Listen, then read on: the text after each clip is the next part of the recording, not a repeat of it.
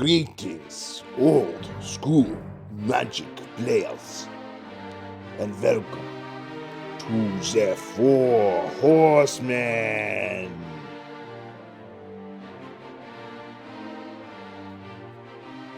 Thank you for joining us today for this special 4 Horsemen Tournament number 1 matches and commentary video. We are pleased to be joined today by your host, the old school magic champion and legend Brian Weissman, and also his co-host, Gandalf the Dark.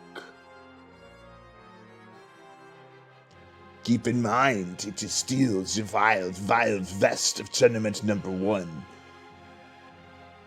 Starting this summer in June of 2022, this was the first 4 Horsemen tournament ever for the new format. Totally uncharted territory, completely new and unsolved format. The schedule was a 5-week regimen from June 25th through July 30th. For the 4 Horsemen old school Magic 93-94 constructed format, only the first 4 expansion sets of Magic the Gathering are allowed: Arabian Nights, Antiquities, Legends, and the Dark, making for one of the most unique and interesting old school formats today. The banned and restricted list is as you see here. Our 4 Horsemen Tournament number 1 champion will be receiving this unique, special Ken Meyer Jr. custom art Guardian Beast Purple Moonlight playmat, a 4 Horsemen exclusive. We have just a few of these Ken Meyer Jr. custom art 4 Horsemen playmats left. Please visit 4horsemenmagic.com to get your playmat today. For our next 4 Horsemen free online tournament event, we are announcing 4 Horsemen Tournament number 5, a special Winter Spice Tournament event. We will be featuring a unique and interesting update to the 4 Horsemen Banned and Restricted.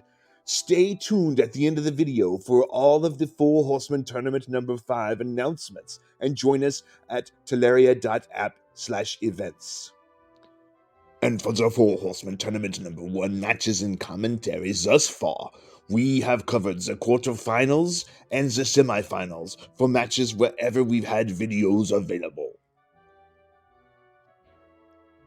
In today's match, we will be covering the 4 Horsemen Tournament number 1 finals match with commentary by Brian Weissman and Anders Gandalf the Dark. The match is between Arnaud Avenel and Michael Scheffenacker. Michael Scheffenacker is running his Blue-Red Workshops Robots deck, nicknamed the Ham Sandwich. And Arnaud Avenel is running his Mono Blue Workshops Robots deck. For today's video, Brian Weissman and Gandalf the Dark will be covering deck techs and commentaries for the match, as Michael and Arnaud throw down in this tournament number 1 finals match. Enjoys the insightful and interesting commentary by Brian and Anders Gandalf the Dark. And now, the moment you've all been waiting for, the 4 Horsemen Tournament number 1 finals. Let's go to the match.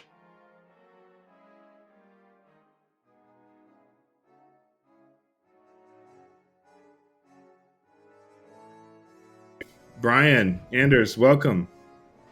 Thank you. All right. Yes, all right. Yeah. It is time for the finals. That's right. Tons of matches have been played.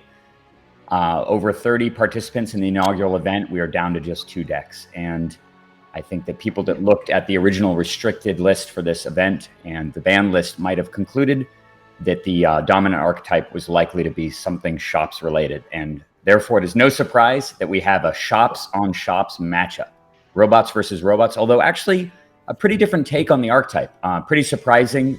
Some interesting deck choices between the two opponents. On the left side, we have Michael Scheffenacker running a deck that he calls the Ham Sandwich, which I believe he came up with that name because he kind of threw this deck together, kind of like how you might make lunch on an afternoon with just a couple hours to go, but leaning heavily on his finely tuned instincts from his experience as an old school player, made obviously a lot of very, very good and intuitive decisions about how to navigate the format, and came up with a red-blue version of Shops, which actually, to me, was a little bit off the radar.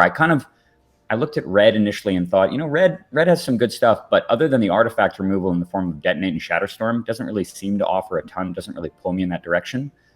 And seemed a little bit unusual, but clearly it worked out. Anders, what do you think about the decision to run red as a secondary color? I think it's pretty good. I mean, we also have the falling stars, and as we spoke about it briefly before, but I've never seen a tug in conjunction with Travis before.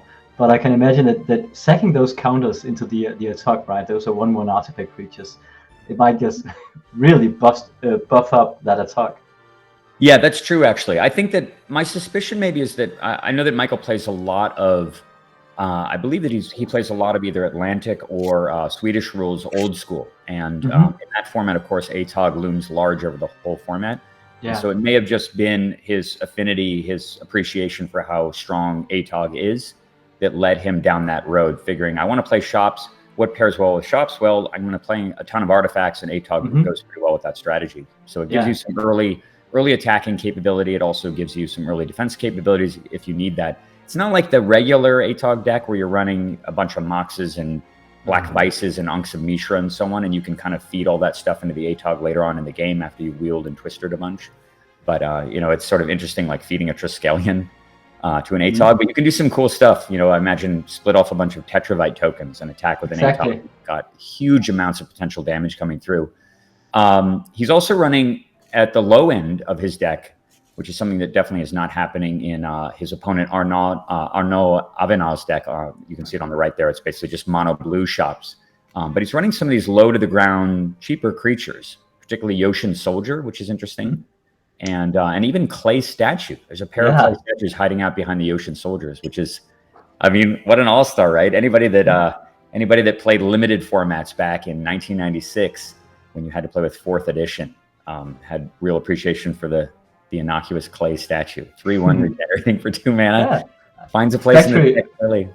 Factory killer, right? Yeah, I mean, you're right, exactly. It's a permanent solution to Factory. It's really, honestly, it's a sticky creature. It's really hard to get around. And survives nearly all of the removal in the format. It's immune to. I think that Shatterstorm is a burial. I think it's the one thing. I think it is, yeah. Yeah, that gets past the regeneration on the Clay Statue.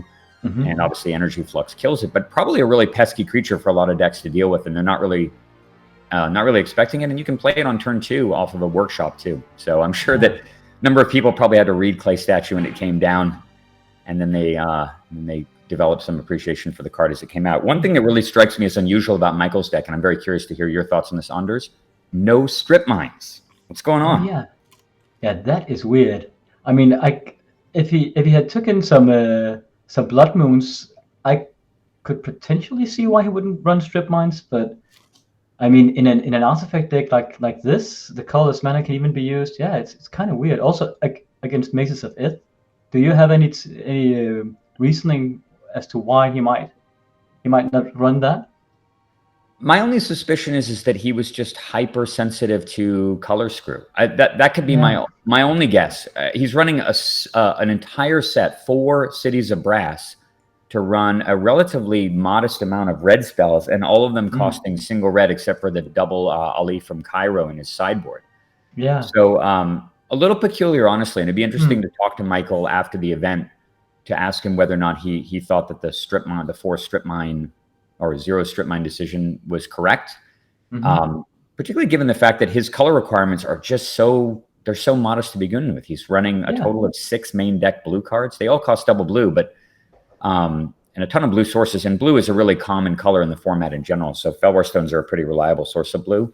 So it's very strange for me to see that. And it's definitely something I personally would not have done. I consider Strip Mine one of the best cards, period, in all the old school formats.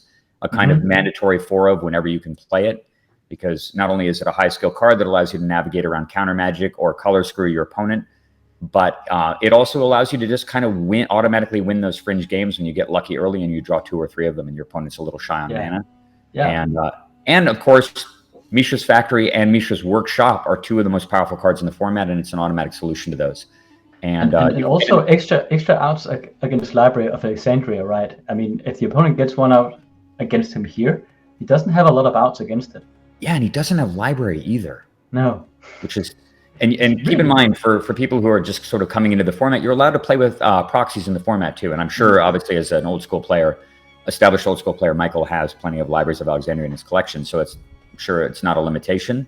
So another odd choice, and he's not running Blood Moon as you observed, and maybe running Blood Moon would have been a justification to not use both Library and Strip Mine. Not that I don't agree with that personally, but that may have been his thought process. So it'll be interesting to see if we can talk to him in retrospect after the event's over about what was behind those decisions. His sideboard, though, you can see it's a little bit transformational. He brings in a whole handful of a whole bunch of creatures. He's got 4 Serendib Afrits and a Serendib Jin even, and then a pair of Ali from Cairo. And there's 2 little Sages of Latinam hiding out behind the Serendibs. We talked about how good those are, and they're very likely to be very powerful in this matchup too, especially if the game goes long, because he has the ability to cycle off the Tetravites, cycle off the used up artifact creatures, even sack Suchi for mana if you need it for something.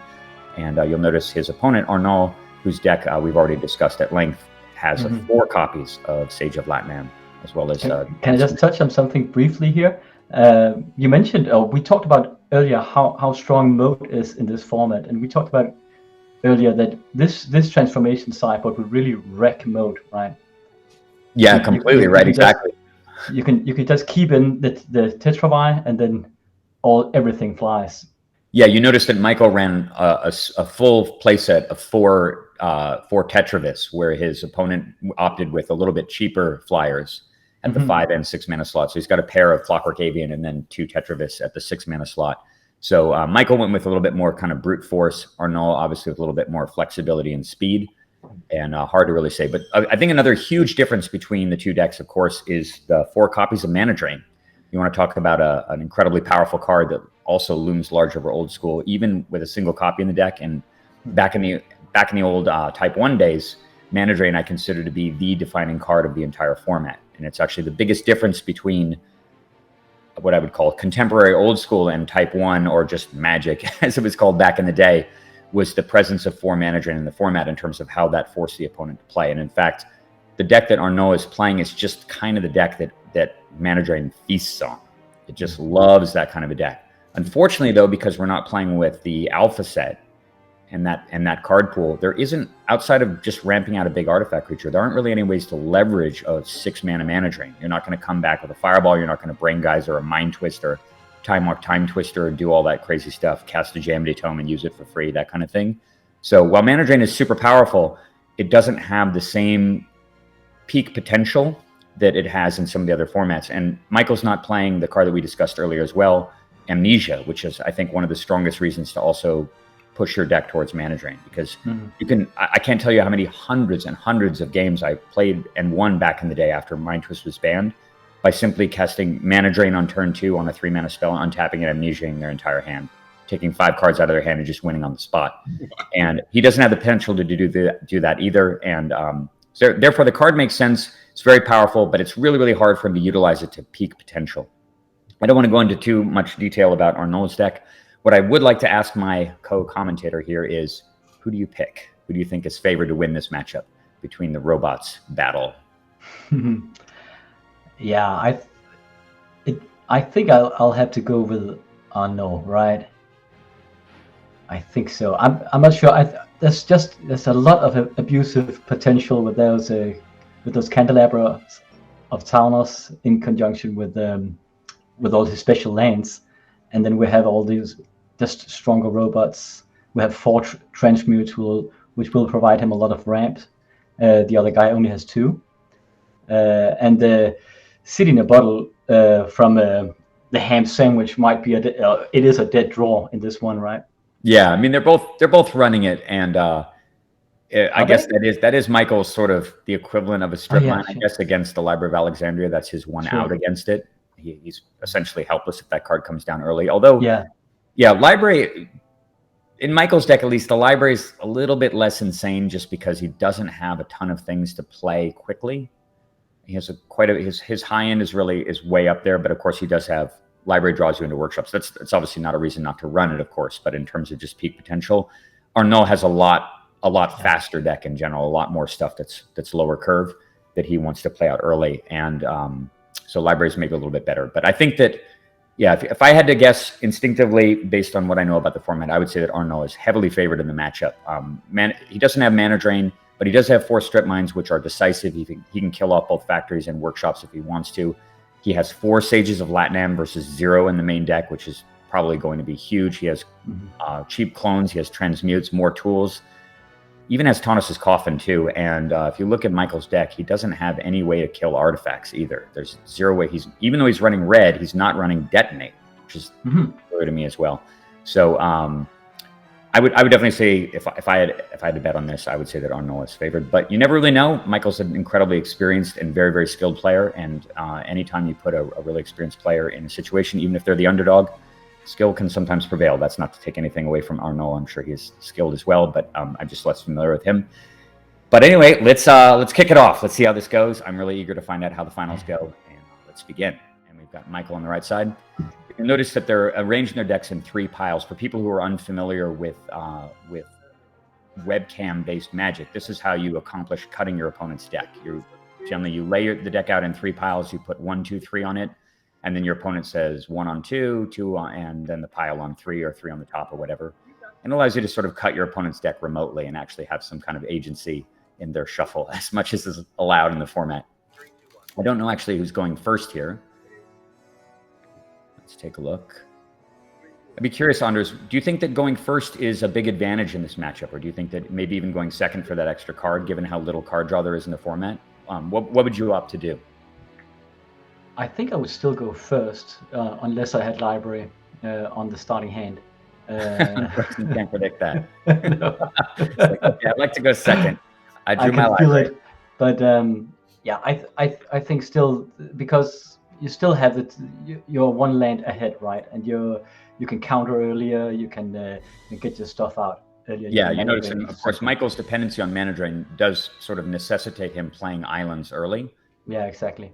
So we've got just an island first, and then followed by very, very good opening play. We've got a factory into the Candelabra. He plays a mountain. Down comes Fellwar Stone. That's pretty much ideal, right? That's what you're looking for with either of these decks, getting those Fellwar Stones down early and being able to ramp with real mana instead of having to ramp with a workshop. Because the problem is if you lead with workshops early, your mana is a little bit crippled in terms of being able to do anything but cast big robots. And if you've got a bunch of reactive spells, you can't play them off of the workshop. So we see Arnaud draws his card for the turn, plays an island. And could just see an attack here. Sort of seems like he's contemplating it.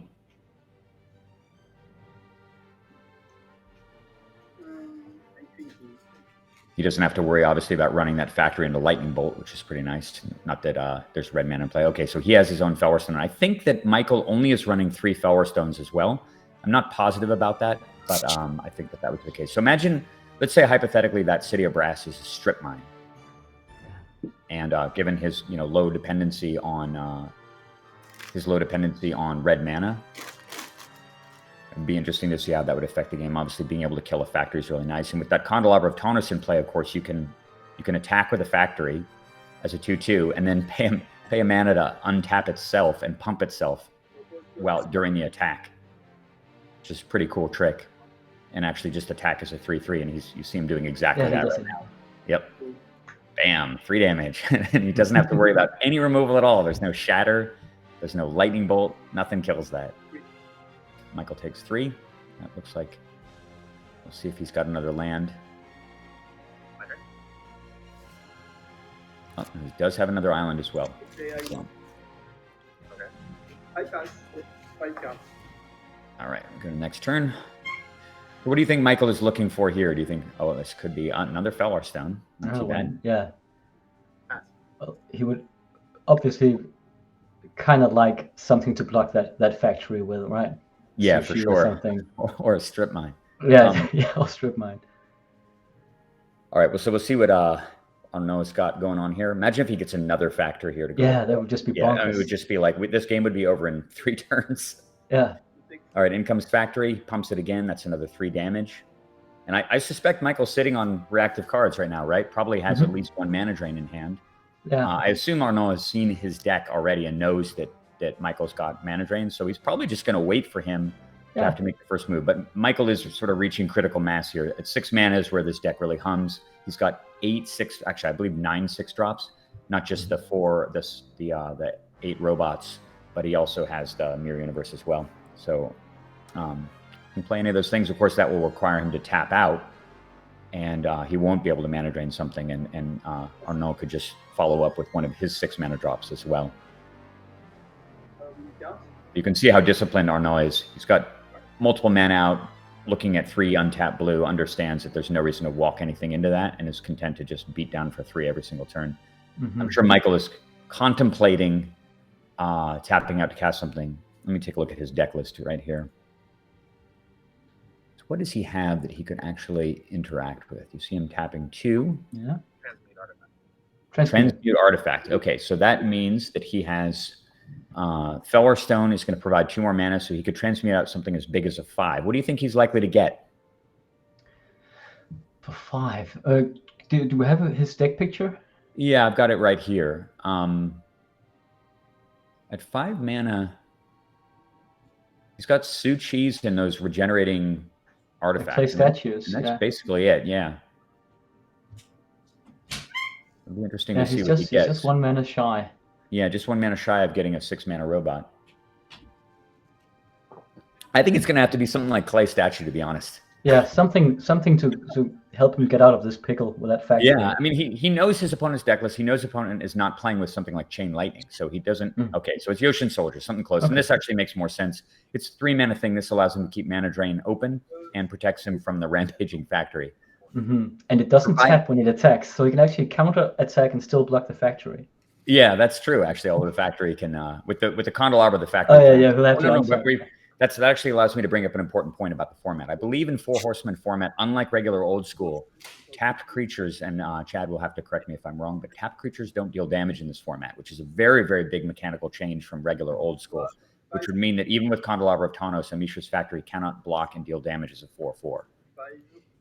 Yeah, Brian, that's right. And the only reason we did that was because that was the ruling back in the day in '94. If you tapped your Mishra's Factory, you could still block with it and pump it, but it wouldn't deal damage. And that's the way it was back in those days. So we want to try and preserve that gameplay. I love that strip mine just coming straight into the camera. Yeah, nuking down one of Michael's mana, and this is so insane too, right? Oh, wait a minute. I think I actually just saw 2 lands played in the turn. Okay, good. Yeah, you can't do that. Okay, yeah. All right, in it comes. Interesting. So obviously Michael will block.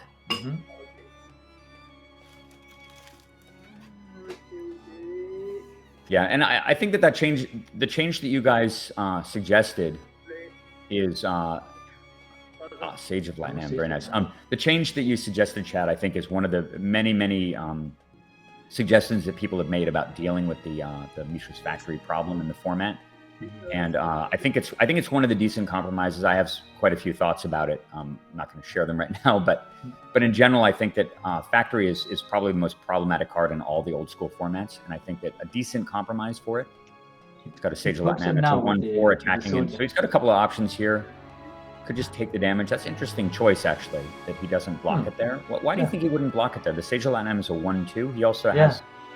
I mean, maybe he's afraid of.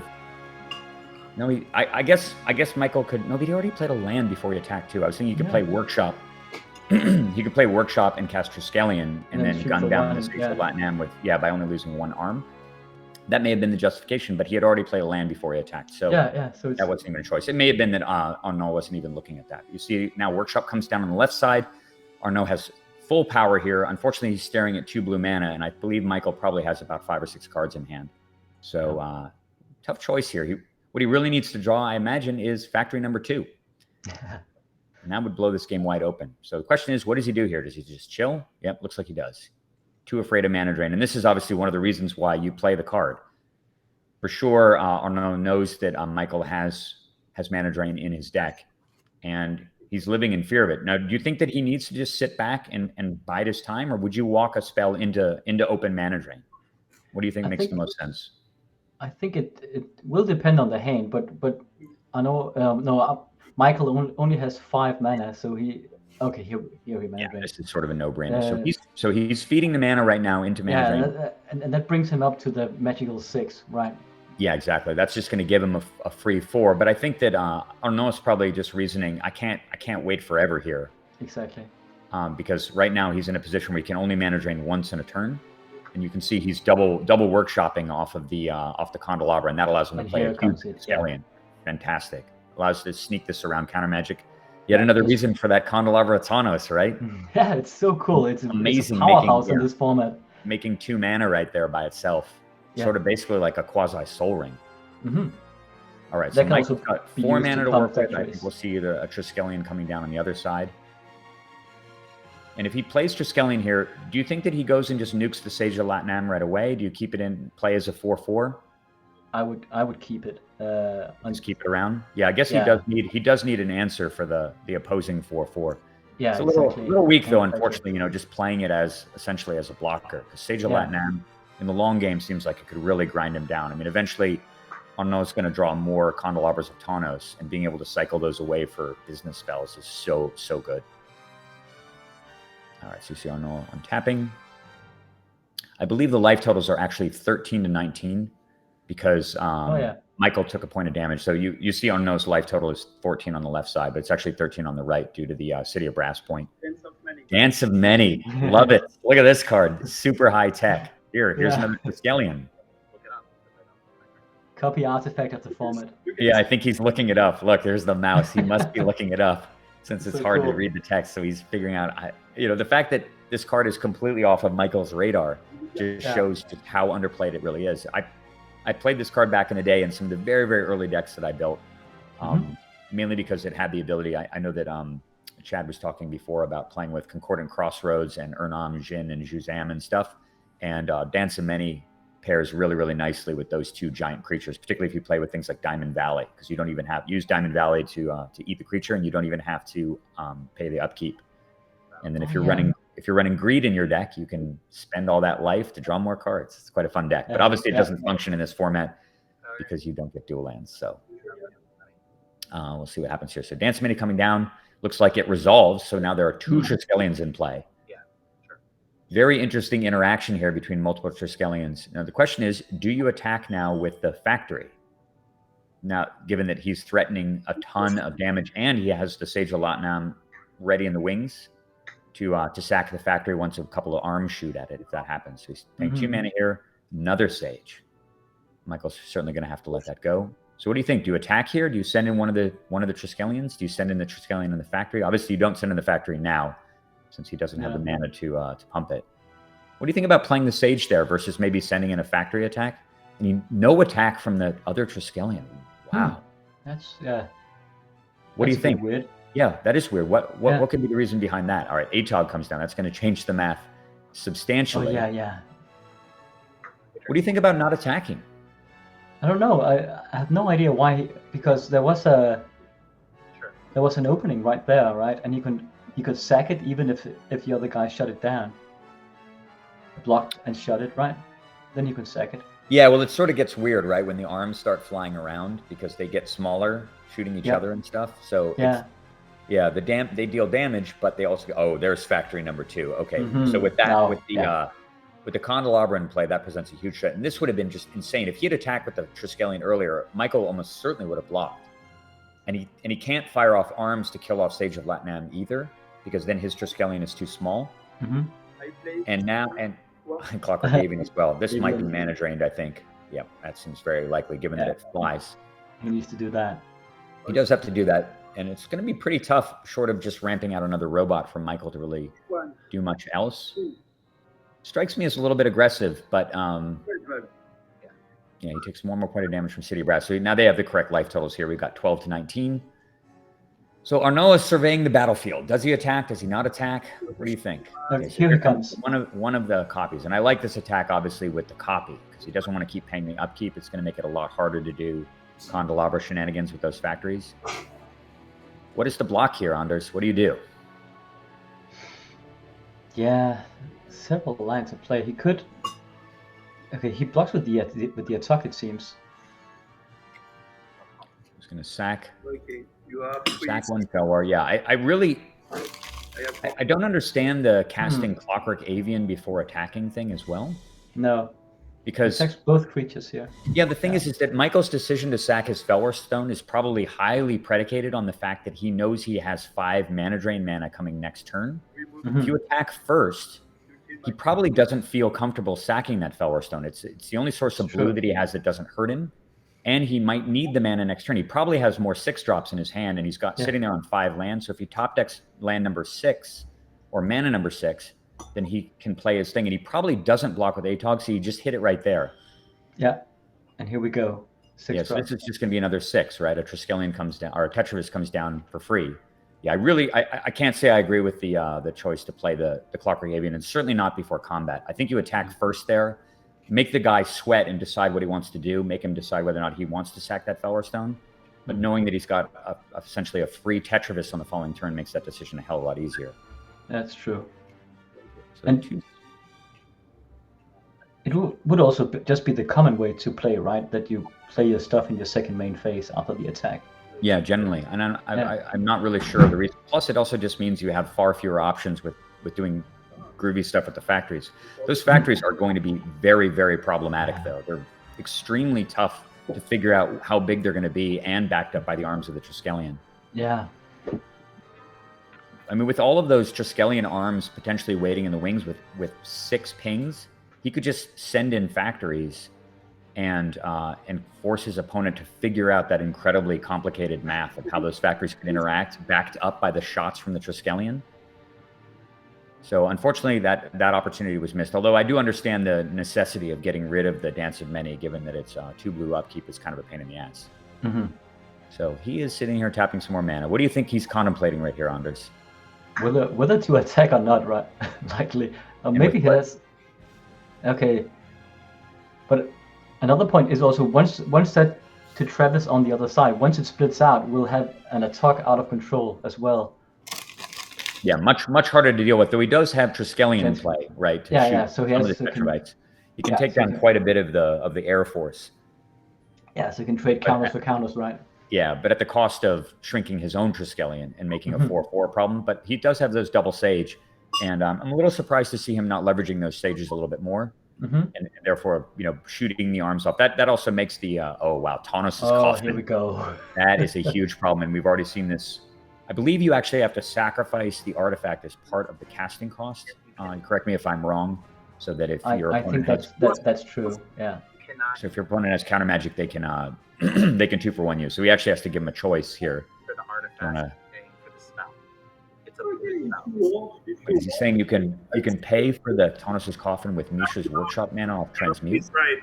If you read It's okay. Yeah, if you read the Workshop, it's only used for casting artifacts. The mana cannot be used to pay for anything other than casting an artifact. Yeah, so you cannot use Workshop to pay for Transmute mana. That makes perfect sense, of course. It's very clear that it's artifact only mana. I played with Workshop a ton on Magic Online, and it very clearly has it labeled as artifact only. But he's shuffling anyway. It looks like it resolved regardless. Michael did not have his 3rd mana drain. And now he's going to be facing Taunus Coffin Triskelion, as well as the Taunus' Coffin's ability to protect all of his creatures. I think the Coffin and the fact that Michael has no way to remove it at all is very, very likely to be just decisive in this game. I don't even understand how he's able to cope with this card at this point. Yeah, because he can just save up counters each turn until he can kill him, right? Yeah, just shoot off counters over and over and over again. I mean, just use it as a machine gun, and the fact that it just protects all of his creatures. It looks like we're still waiting though to see whether or not Taunus' Coffin resolves. It's the bottom of your library. And for 5, I play the Caravan. Oh, Clockwork Avian is coming down. So wait, what happened? Where is Taunus' Where's Coffin? the Coffin? Yeah. Right. So, what did you get? Did he change his mind? That was weird. I mean, it was a game-winning move. Can't see. Yeah, he clearly just cast the Clockwork Avian off the workshop. It's off on the far right side of the screen. No, that's Candelabro. Where did it go? Okay, that's cool. What? I'm confused. I'm a little confused. I don't see Tonus's coffin in play anywhere. It seems like he changed the target. No, but he literally just cast the Clockwork Avian off of a workshop and 2 factories. Oh, il manque le bruit. Oh, so it's actually happening. Okay. Oh, okay. This is confusing. See, that's part of the reason why I'm not a huge fan of webcam magic. He cheated It's happened. himself out of the coffin. Yeah, he's just like, oh, I don't really need that. I think I've got enough stuff to win this game already. Sorry. It's okay. Okay, alors. All right, Michael seems cool with it. 3 We got the little 1, 2, 3 cut again. Mhm. Yeah, imagine trying to play Commander format on over webcam when you and using this cut technique and having to shuffle literally every turn and having to do the 3 pile thing every single turn. Yeah, it would take forever. Stuff nightmares are made of. Yes, exactly. You see him reshuffling here. Okay, let's see what happens. So, does he attack with Triskelion? My suspicion is no. I think he probably just chills and he's just going to leverage. Sit back. Yeah, sit back, leverage coffin. His opponent is down to 9 life, no life gain, no way to remove the coffin. The game is essentially over in terms of inevitability. Sure, the Tetramis might be able to attack a couple of times, but there's even a Clockwork Avian just sitting in the way too, so it's not going to get past that. He can't split off arms due to the, or he can't split off Tetravites due to the arms firing off the Triskelion anyway. Yeah, he's doing it anyway, I guess. Maybe he plans to attack with a big ATOG or something. So if you're Arnaud, do you fire off arms to kill those Tetravites, and or do you just go straight to the face and try to end the game in 3 turns? Yeah, good question. I think you mean if you'll shoot him down in his own turn. Yeah, I'm saying at the end of the turn he fires off the 3 arms, and he untaps, and then he's got coffin. Yeah. How much does he have? 19 life. 19 life, yeah. I mean, obviously they present a threat with ATOG. He doesn't have a Sage of Latnam active. Here comes another 6. He goes down. Oh, okay. Now you would. Yeah. Yeah, I mean, I think Michael is basically just doing the only option that he really has. He's got to just try to apply pressure here and hope that Arnaud makes a mistake. Yeah, you see the ATOG coming in here. Here comes the ATOG. This is just a chumping Sage. I think that's a little hasty, actually. I think I would consider killing off the Tetravites during the attack step. He's obviously not even thinking that. He's probably just thinking, I've got enough stuff to gum up the board for 3 turns. I'm just going to gun you down here. You see that before blocking, Michael's saying, I'm going to actually remove 2 arms and kill one of the Sages of Latnam, or maybe he's thinking better of it now. Yeah. Okay. He was killing both Sages. Okay, so did he double block? I do a count. I sacrifice my Candelabra. Okay. We're sacking Candelabra Tonos. Sage dies. Seemed like he double blocked. Yeah, what do you think about that play? I think it's difficult for us. Yeah, another really nice thing about the timing here is that, so you notice the arms did not fire off there, that Arnaud can actually block the ATOG with the Triskelion, fire off all 3 arms, and then use Tonus's Coffin to phase out the Triskelion to nullify the ATOG. So you see Michael's just going wide here as fast as he can. Mm-hmm. And Arnaud's going to just try to take him out with arms as fast as he can. It's going to be actually kind of close, but yeah, it's a bit of a race, this one. Yeah, it's really strange to see. Well, we'll see how this goes. It is a bit of a race. There is a lot of damage in the air. There's 8 power in flyers.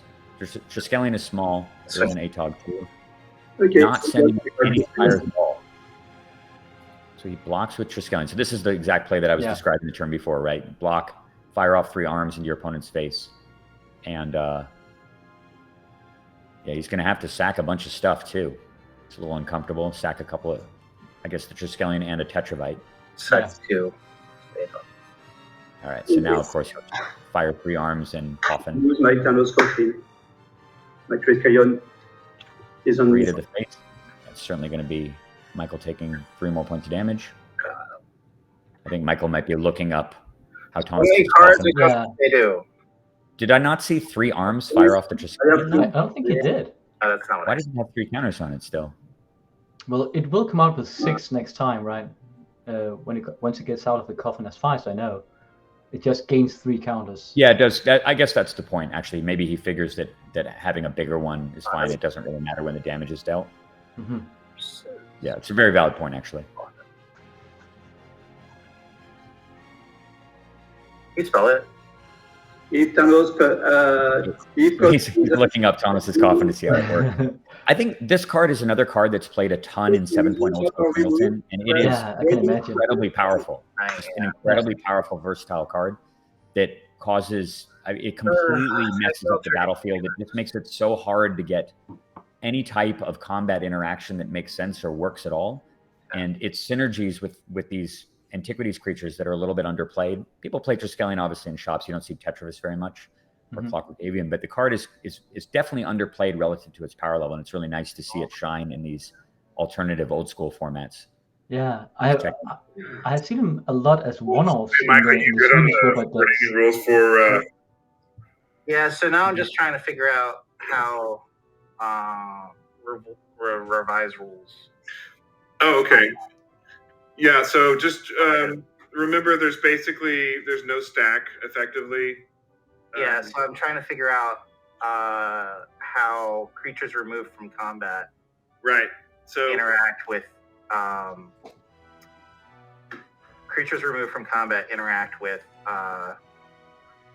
the revised ruling. Right. Okay. So let me get you the link for the revised rule book. We've got it right here. Probably. Here it is. Thank you, Chad. Okay, so I think that Michael is probably checking to make sure that some sort of weird thing doesn't happen where if the creature's removed from combat, that the ATOG doesn't still deal damage or something. And obviously, we all know that if a legal block is declared against an attacker, if it doesn't have trample, all the damage is nullified. That's just kind of been rules of the road since time immemorial. But he's probably just double checking here to see if there's some weird exception. The only thing that I know that's different functionally about Taunus's Coffin in terms of how it is currently interpreted by the gatherer versus now is that the text on it was altered to describe phasing.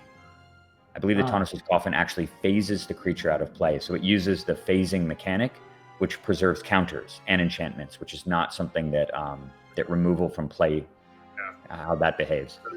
And the Triskelion says that when it enters play, it gets 3 counters. So it preserves its counters from the Taunus's Coffin, and then when it enters play, it gets 3 more by nature of the come into play trigger. So it's kind of an interesting juncture of rulings spanning, over 20 years of time. And it's cool to see a card that actually has phasing that is competitive in play outside of melee. I guess Oubliette was also errated to essentially phase the creature out too. Because if you look at Oubliette's behavior, it's essentially the same as Taunus's Coffin. Thank you. Are you okay? They're still talking about this. I'm reading how the attack works with revival. At this point, I'm not really sure what Michael is curious about. It's a good thing you're reading No. this. Being on the rules committee might be handy to read that. Hi, Michael. I mean, I did read it. I just Yeah, you got to refresh. Yeah, it's like I can hear them chatting about this. you definitely want to make About the ruling. based on some stupid rule application. Yeah, I appreciate you taking a look at it.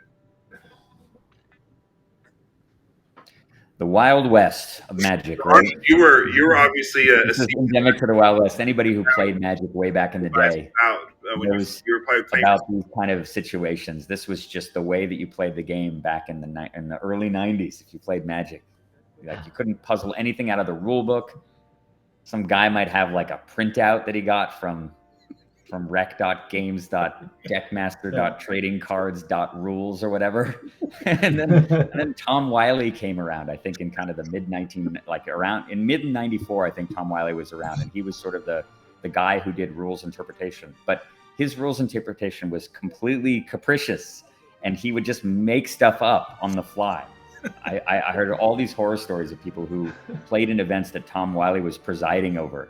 And he said, like, Tom Wiley came up to my table and I had like Sands of Time and Equipoise and stuff in play. And he made like a ruling that made me lose the game. I phased all my own permanents out of play, and that's not actually how it worked. A good friend of mine still complains about that to this day. That's crazy. So, all right, okay. Let's start this over. Yeah, he was just making sure that there wasn't some miraculous way that ATOG could get out. 19 points of damage, and realizing that inevitability is there and there's nobody to give ATOG trample, Michael packs it in. So that is game one.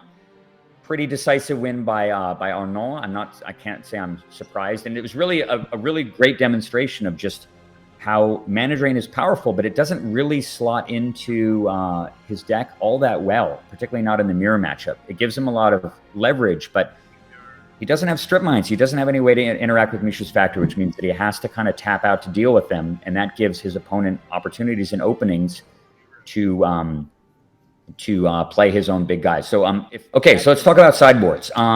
What is Michael likely to be sideboarding here? If you were sitting in his shoes right now, you're down 0-1. What would you be sideboarding, Anders?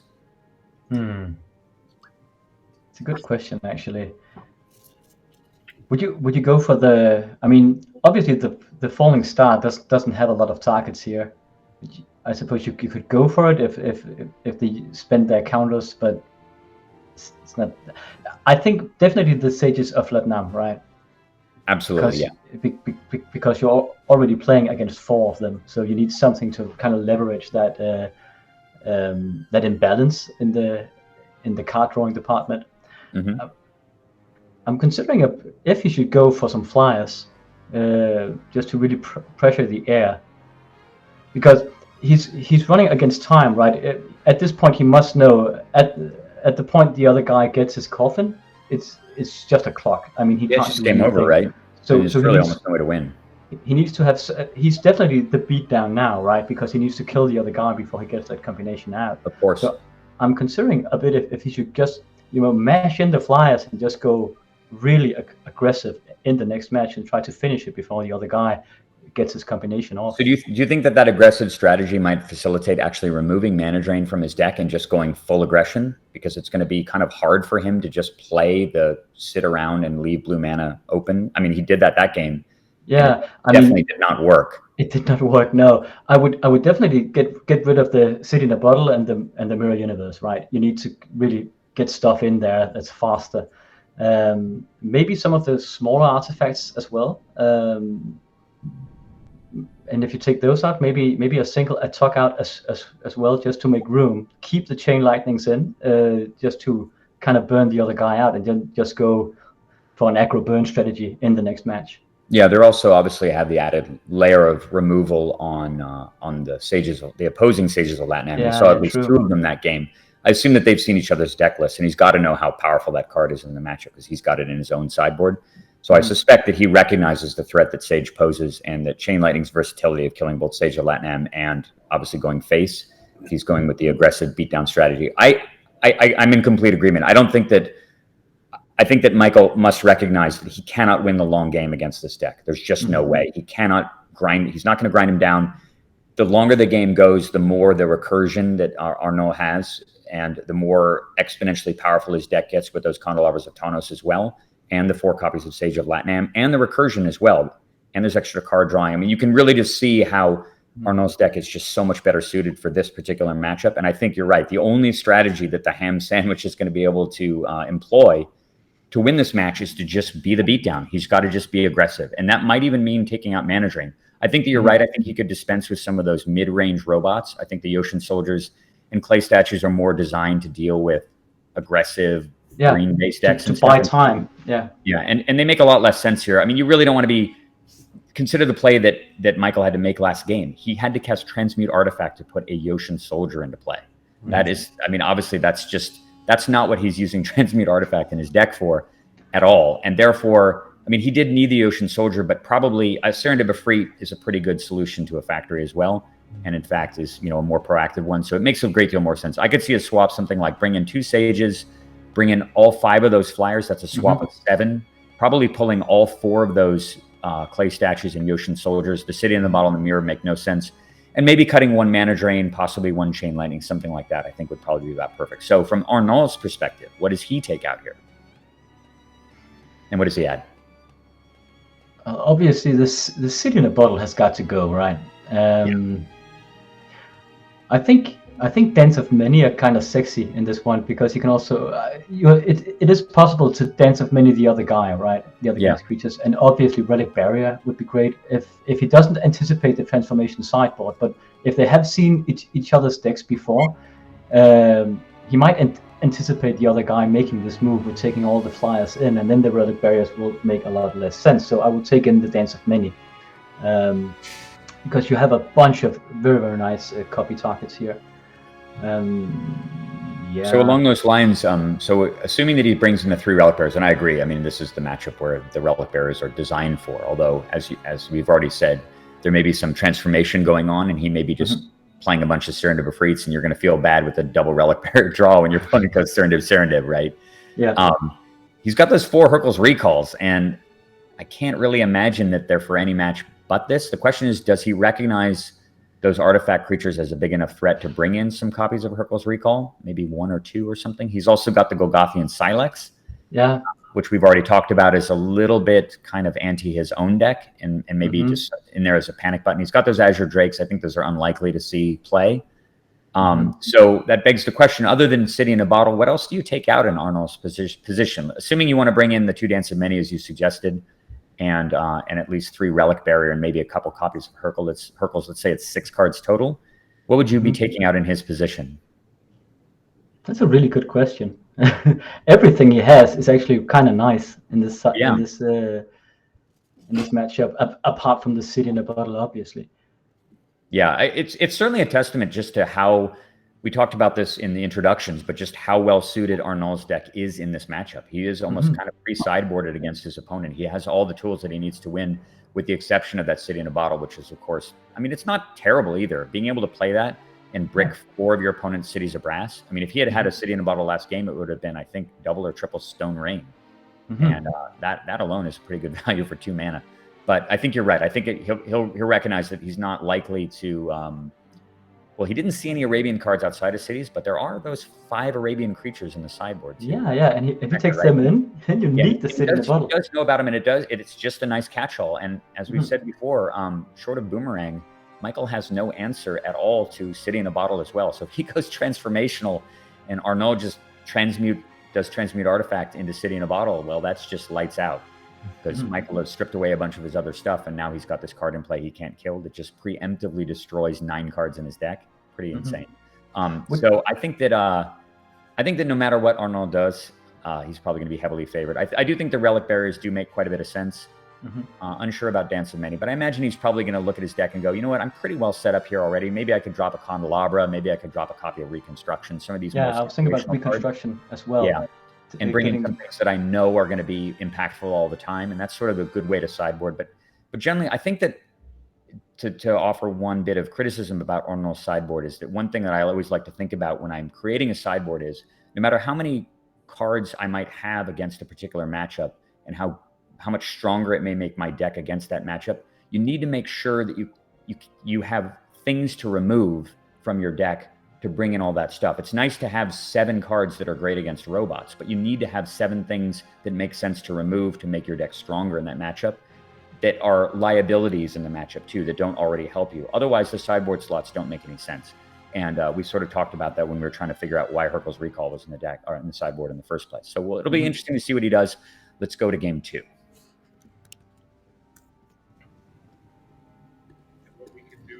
All right, so they are still in the process of shuffling. That's Michael on the right, Arnaud on the left. Arnaud leads this match 1-0 after a pretty decisive victory. And Michael's still shuffling. I don't know if he mulliganed. I do see that Arnaud's deck is laid out already. And I believe this format is using the London mulligan rule. Chad, again, can correct me if I'm wrong about that. But it seems I have a lot of lag, Brian. I can't hear you. Oh, you can't hear me? No, it was lagging out. Okay, can you hear me now? Yeah, better, but your screen is frozen, but I can hear you. Oh, okay. I apologize for that. What I was talking about was it seems like Michael is still shuffling a lot. I don't know if he had to mulligan. And I was curious about, again, Chad can correct me, but I'm not sure if... I'm not which type of mulligan if this format is using so mulligan. That's a good question. So this has been a point of debate on the 4 Horsemen Rules Committee as well. We have 7 or 8 folks that have kind of volunteered, and the majority of us think that the new mulligan rule is better because there wasn't really a mulligan rule in 1994. I mean, Brian, when you were playing as a kid, and Anders, you too, you guys were both playing in 94. I did not start playing till 95, late 95. Do you remember ever mulliganing? And what? Yeah, we had one rule. I don't know if every card was a land or if there were no lands. I think we could draw 7 new cards. Right. Yeah. As I remember. The original game, of course, had no mulligan rule at all, and relatively quickly, the all land, no land mulligan rule was the law of the land, at least through the beginning of the Pro Tour. I remember back in 1996 when the Pro Tour started, and you were playing in pro level events, and you had to play with a hand with 1 land and 6 spells. Like you'd be playing a limited format or something, where your curve starts at 3, and you got to keep a hand with 1 land. And obviously, the all land no land mulligan rule was really incompatible with competitive Magic, and I think that people understood that. So relatively quickly, I think that the first mulligan rule that was known as the Paris mulligan rule, and I think that did appear in late 1996, kind of necessitated by the high level competitive play that was appearing on the Pro Tour. And then after that was pretty much the standard for a really, really long time, and it became increasingly untenable as people became more serious about Magic, as the stakes increased, and it became sort of a lifestyle thing, and spending months of preparation and going to a pro event and maybe even making top 8 only to have your chances completely sabotaged by a mulligan rule that was incredibly punitive. You mulligan 2 or 3 times, you're trying to play a 3 or 4 card hand against your opponent, just ridiculous. Yeah. And so there were some adjustments to it, and I really do think that the London mulligan rule is an excellent compromise, and it makes sense, I think, to play in basically every format. One of the worst things about the old formats and the olden times is the instability of the mana bases. And I think that anything you can do, particularly in casual formats like 4 Horsemen and other formats like it, is to try to mitigate that. I mean, people fundamentally are playing this format to have fun. Right. And, hey, Brian, I don't know if you noticed, but Michael has mulliganed himself. Okay. So speak of the devil there. So we had 40 minutes of shuffling, and then we had we see Arnaud has a 6 on top of his hand, which is interesting. I don't know. Yeah. So if I remember correctly, they both mulliganed. Gotcha. Yeah, and if I remember correctly, it gets a little crazier from here. Oh boy. Okay. Oh no. Yeah.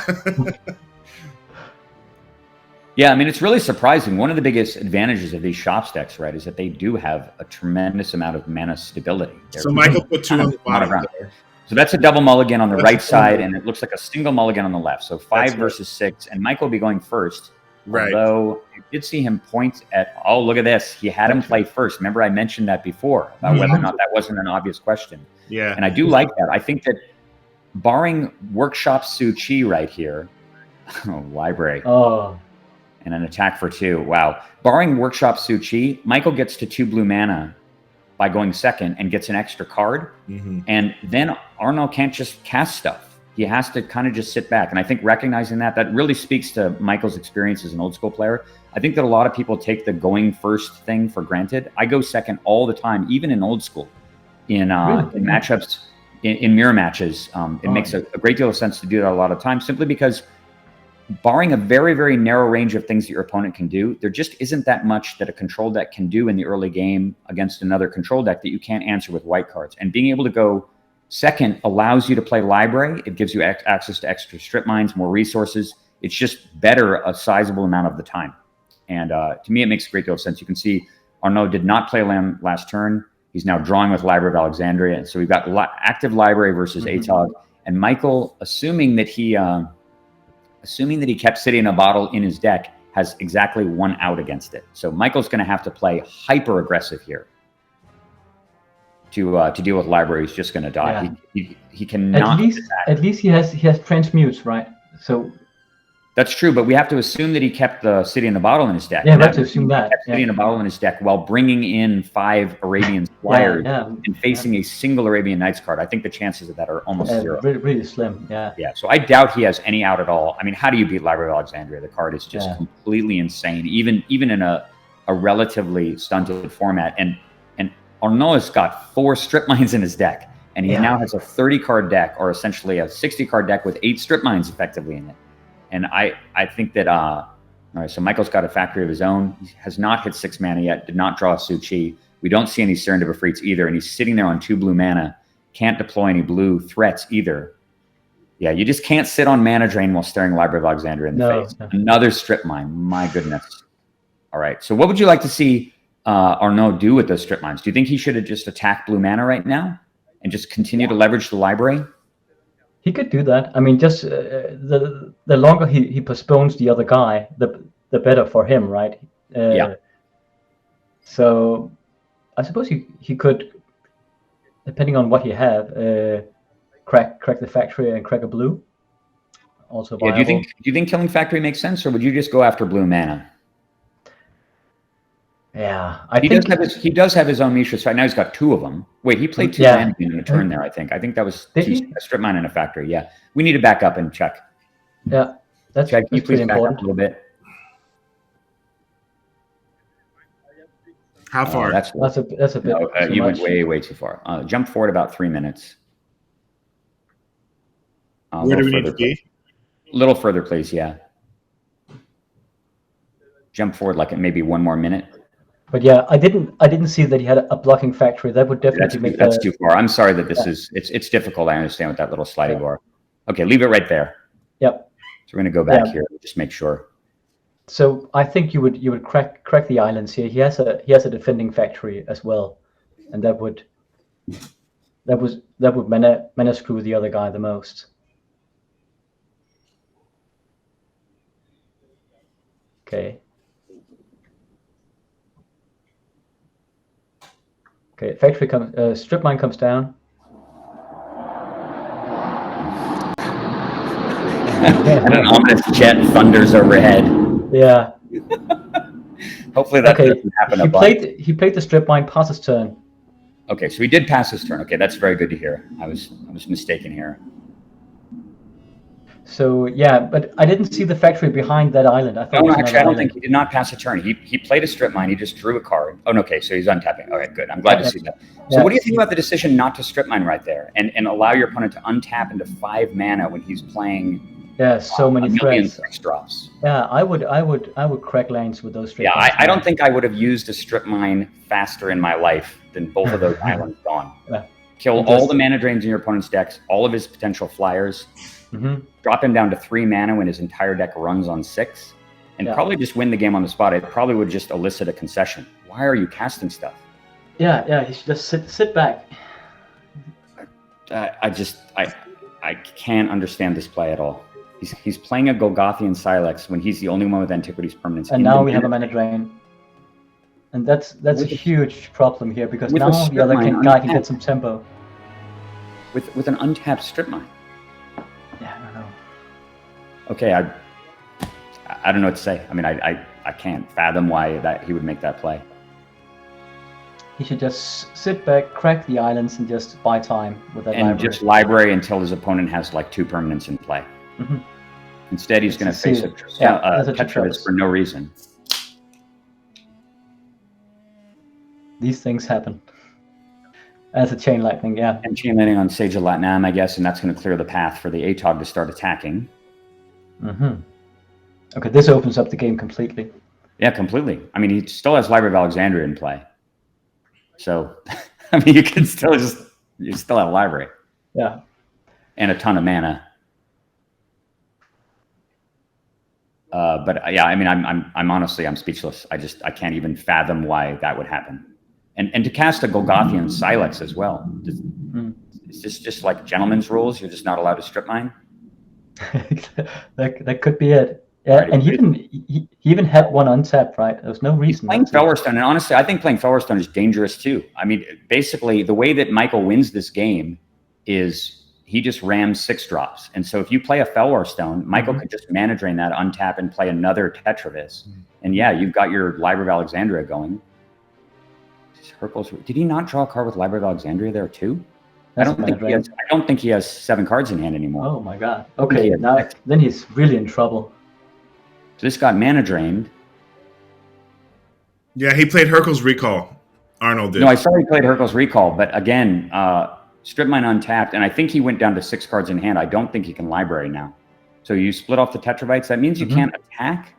I'm not sure if I agree with that. I think that it's probably better to just apply pressure here. Yep. You miss an entire attack step. I understand that it makes the ATOG more dangerous, but you've got 4, 5 plus the factory. You've got 7 damage coming in. You've got mana drain, mana off Hurkyl's. This is another 6 drop coming down. But he's missing 3 damage here on the attack. Yeah. And Arnaud cannot draw with the library either. If I'm correct, I mean, I haven't been tracking the exact number of cards in hand, but I believe he only has 6. Yeah, I think the dice, Arnold is very open about his play style. I think the dice... about it, with his hand on the table, okay. Right, he's showing you his hands with his camera angle. He's got the dice for his card count.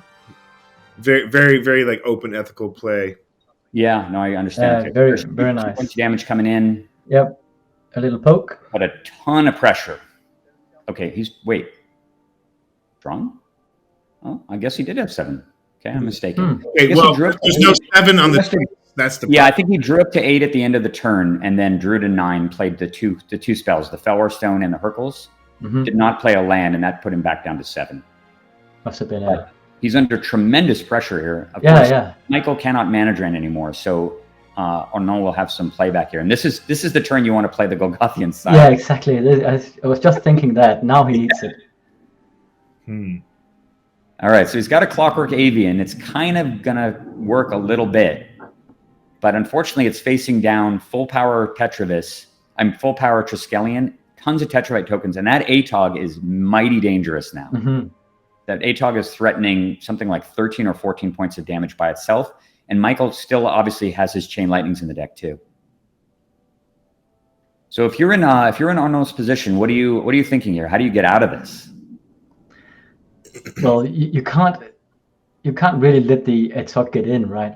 I mean, it's so really much damage. So much damage, you just die to a Chain Lightning. So you're just buying time, and perhaps this is a time where you have to, I don't know, strip mine also here. Just because the other guy is still at 5. Yeah, he's coming with everything, of course. Everything's coming in. So I guess he has to block ATOG. It's the only answer. He dies if he doesn't block ATOG. Exactly. That's 8, 9, 10. 11, 12, plus and then he can strip mine the factory, I suppose. Exactly, yeah, it's exactly 16 damage. So he blocked Triskelion. He's dead. That's it. Dead. Oh, yeah, and he can't even strip mine the factory because the factory will feed the ATOG. He's literally dead. This is 16 damage, I think. 8, 9, 10, 13. Yeah, it's exactly 16. It's lethal. What? Does he have Hurkyl's? I think. What? I think he didn't sack them all. Yeah, I don't think Michael did not sacrifice his Tetravis tokens. It appears. So you can see the Tetravis plus the 3 counters is an extra. Well, I guess it's 4 damage there plus 2 from the factory. Did I do the math wrong here? Okay, let me. Let's see. It's 2 in factory power per artifact, right? Yeah. So the factory deals 2. The Triskelion deals 2 as a sacrifice, plus 3 additional is 5. So that's 7. The ATOG is 8. And the Tetravis plus the 3 tokens is 8. That's exactly 16. That's 16. Yeah. So it looks like Michael just missed that. I guess Michael just didn't see it. Yeah, so he's just playing it safe here and didn't think he could. Yeah, I mean, he thought he needed 2 punches. Yeah, but the thing is that also he's protected from Hurkyl's Recall. The only thing that Arnaud could have is is there an unsummon? He didn't even have a 2 blue mana to boomerang. No. And Hurkyl's Recall doesn't bounce ATOG. Well, Michael's a very seasoned old school player. He already told me he'll be happy to do an interview with us. So we can definitely go back, but this seems to me to be an ultra conservative play because he lost game 1 and he's in position to potentially win game 2. And if Arnaud has any tricks up his sleeves, he knows he's going to win next turn, if not the last turn. I understand the point of kind of giving him that benefit of the doubt, but tricks up your sleeve requires context, right? There needs to be actually cards in the format that exist that would actually. Maybe there's a boomerang in his range. But he didn't have 2 blue mana untapped, and I think that unless I'm mistaken, I guess there's the Flash Flood, the 1 blue mana destroy a red permanent card. Did he have an island untapped? I'm not sure. I think he might have had an island untapped. But, I mean, we could go back and look. Yeah. I don't think, certainly knowing the deck list, I don't think that there's anything that Arnaud could have in that situation that would have prevented him. Michael doesn't know what's in Arnaud's sideboard. We know, but Michael doesn't know. Anyway, we can discuss it with Michael in an after interview. It looks like what happened here is Arnaud played, or he's attacking with his flyer. His Clockwork Avian, yeah. Well, I mean, he is down to 7.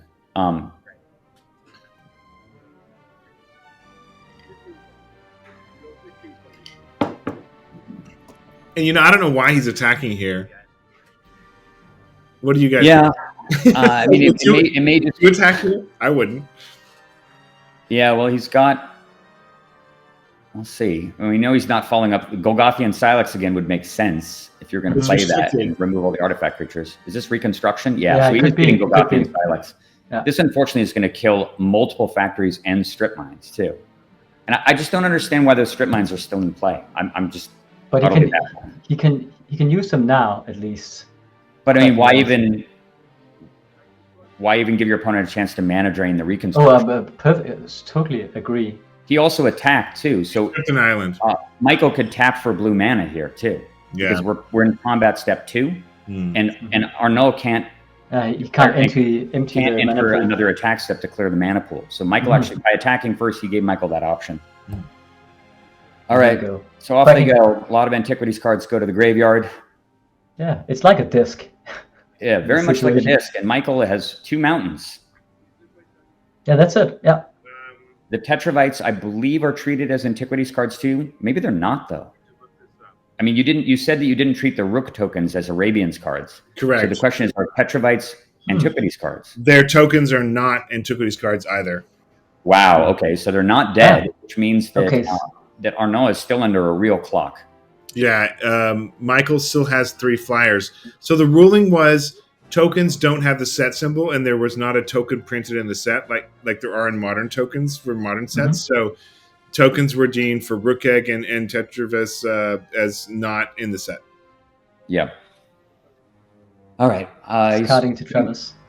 Stuff in the graveyard, I guess those. And I don't know if Arnaud thought about that. I don't understand why he was discarding. Does he just have too many cards? I guess he has too many cards in hand. Yeah, I think so. Discarding to hand size. And now he plays a factory. He's going to beat for 3 here. I can't imagine that Arnaud has any answer at all to these 3 flyers. There's just short of he needs something like Workshop Triskelion right now. Yeah. And that would lock. No, there's Workshop. That's half of it. Okay. Let's see. Does he have one of the 4 Triskelions to lock up the board here again and have this game continue? Draws with Library. Imagine it. He's needs to be that. He's hoping for it. 3. Is he slow rolling it? Anticipation here. 3. Oh, it's untapped now. Okay. 3.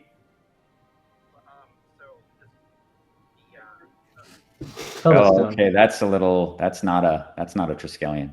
That's a bit anticlimactic. It is. He's going to take a mana burn from that also, and die this turn. I mean, not that he has an answer to the factory anyway. Okay, no, something Candelabra. Okay. Yeah, imagine if he had gotten one of those candelabras earlier. Candelabra, that would be library. That's living the dream, right? Yeah. Oh, redo. Okay, redo here. Oh, okay. Silverstone. Do it the same way. Again. Take it back. Do it the same way. Both come back out. He's psyching the opponent. Maybe. He could have Hurkyl's Recall. Hurkyl's Recall would pull him out of this too, right? If he Hurkyl's Recall, just remove the counters. Return. Yes. And the factory as well during the attack step. Exactly. So he But may still have that. That is a trick up his sleeve right here. And he does have double library, right? Because of the candelabra. Assuming he still has. Oh, there you go. Does have Hercules. Wow. Yep. But now he definitely can't library. Well, actually, can Michael just plays. Last time he played 4 cards this turn. He played Workshop, Felwarstone, Candelabra, Hercules. He cannot have 7 cards in hand. I'm certain of that. He must have 5. Obviously, the dice is not good. Yeah, so now we have 6 cards in hand. He must. Yeah, he's tapping the library. Yeah. Workshop again. That's 6. Oh my goodness. There's the Triskelion. You see him emphatically slam the die down on top of it. It's not over. This was the answer you were just talking about, Brian. Yes, and he's critically at 4, not at 3 here. So, Michael does not have bolts as finishers. What a game, huh? Yeah, I think that the decision to play Felwarstone last turn was completely insane, though. I cannot fathom why he did that either. Or the Candelabra. Why did you play Candelabra Tanos there? It's just completely... I think he top-decked that Triskelion. I'm certain that he did. Obviously, he would have played it last turn. But if he holds Candelabra Tanos in play, he's drawing 3 cards a turn because he's got Candelabra Library. Now, how does he get back there? Good point. Yeah, well, he's going on the attack here for sure. It looks like he's just going to go pure aggression. Michael takes 4. Does not have the option to block as a 4/4. What a move with the 2 Mishras out there. Yeah, well, he's just going to slam another big thing. Right. Yeah. Of course. Wow. With his with double arms, Michael does not have the ability to pump one of those factories to get around pings. He would lose 2 more of his land if he tried to send in both of them separately to try to get Avenel down. Sorry about the jet. I'll talk to those guys later. To get Arnaud down to just 2 life and to potentially put him away with a final chain lightning.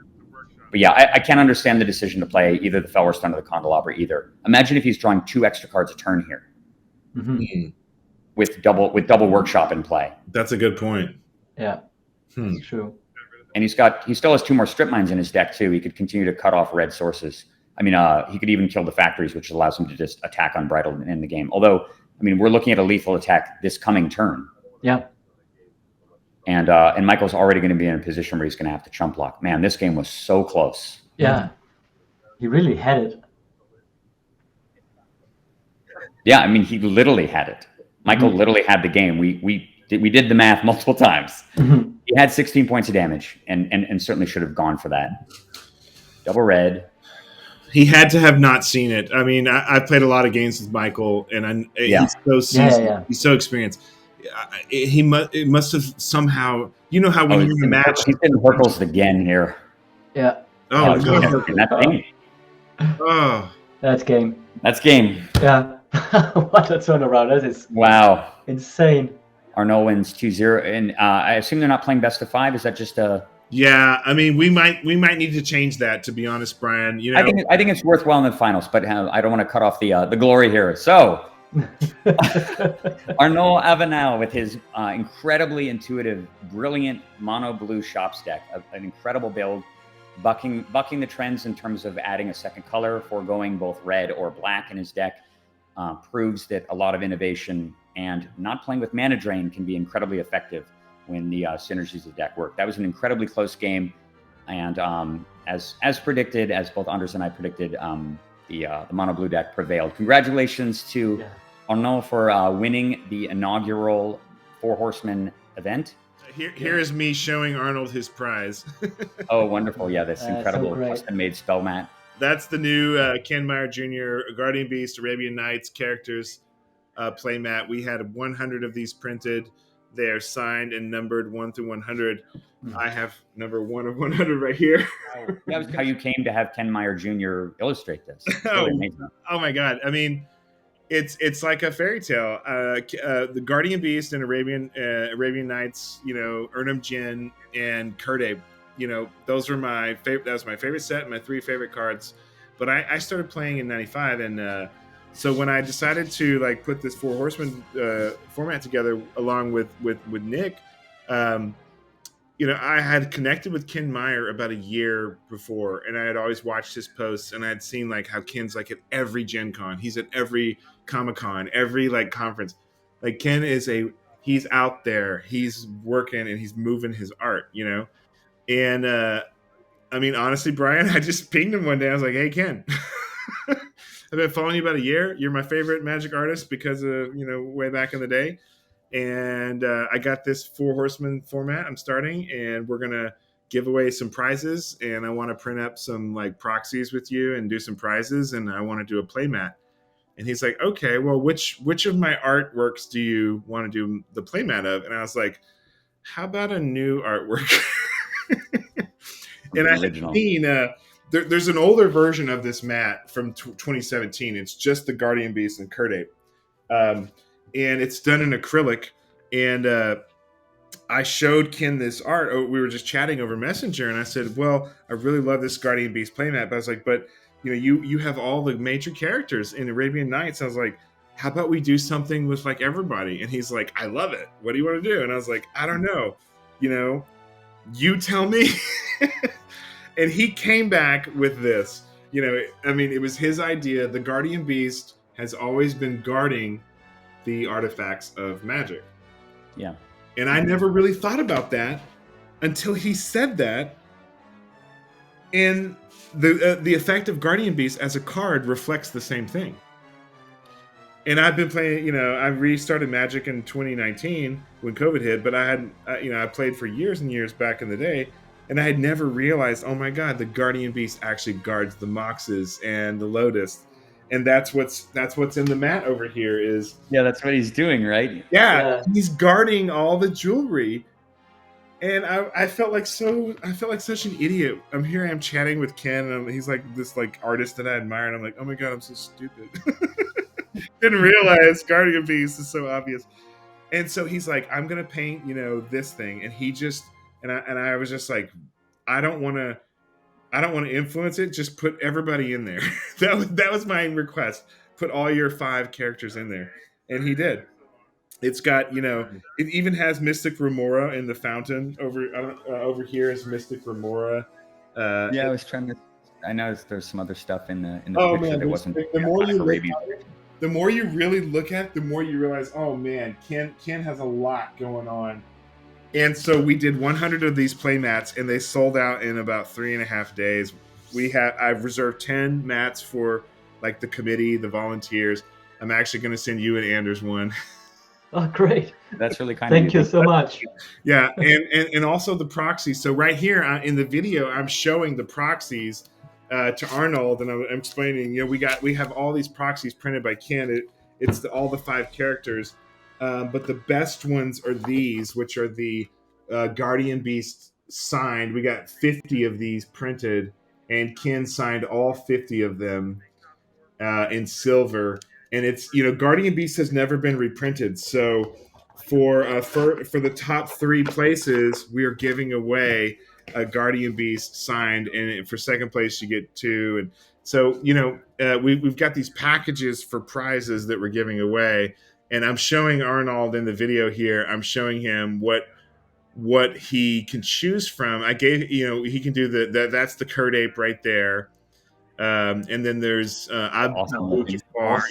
Yeah, they're great. Yeah, the Curdape cards. I mean, actually, every one of these cards turned out so good. That's so nice. Yeah. And it has a custom proxy back, right? Like the back is the 4 Horsemen back, which looks like this. Oh yeah.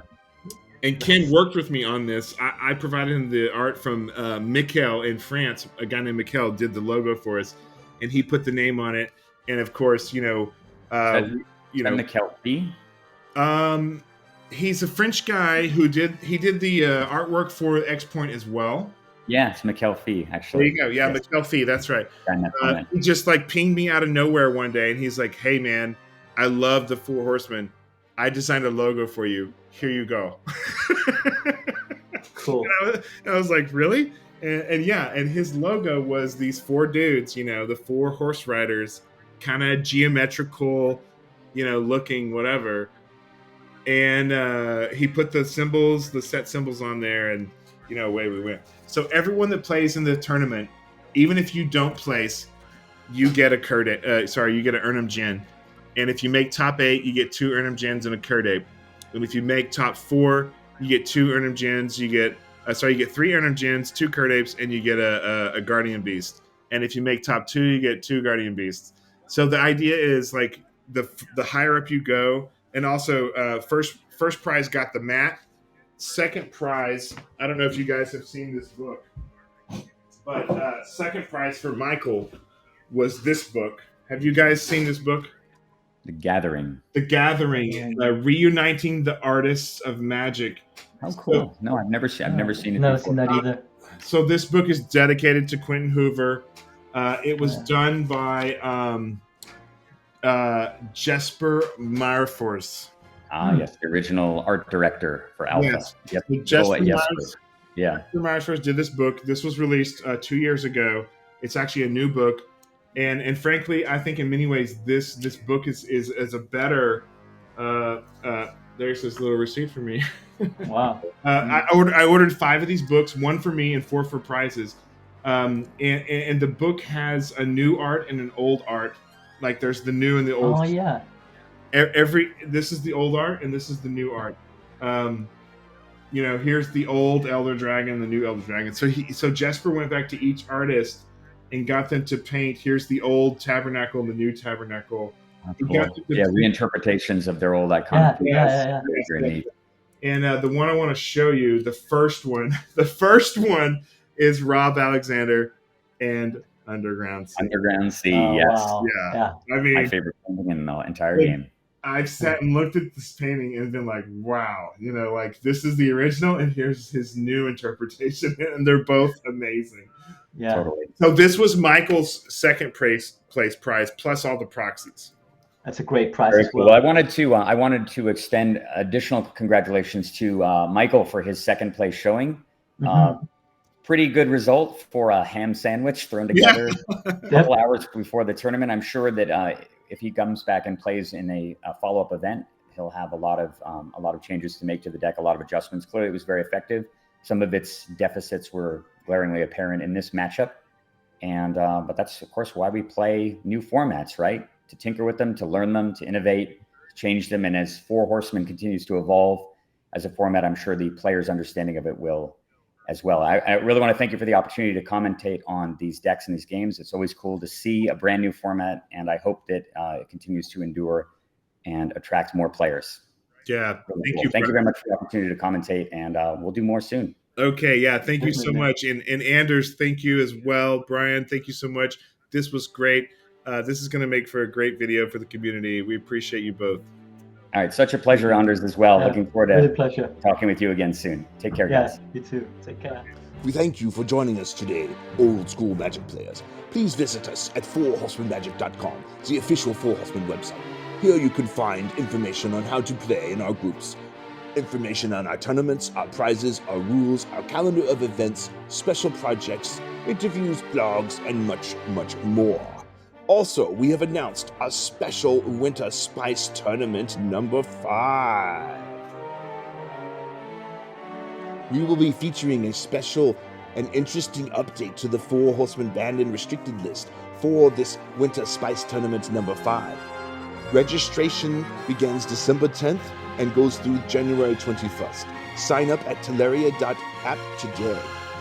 Also, the 4 Horsemen are orchestrating Thursday night meetups, where you can play casual games through the 21st, and the tournament will start January 21st and run through February 18th.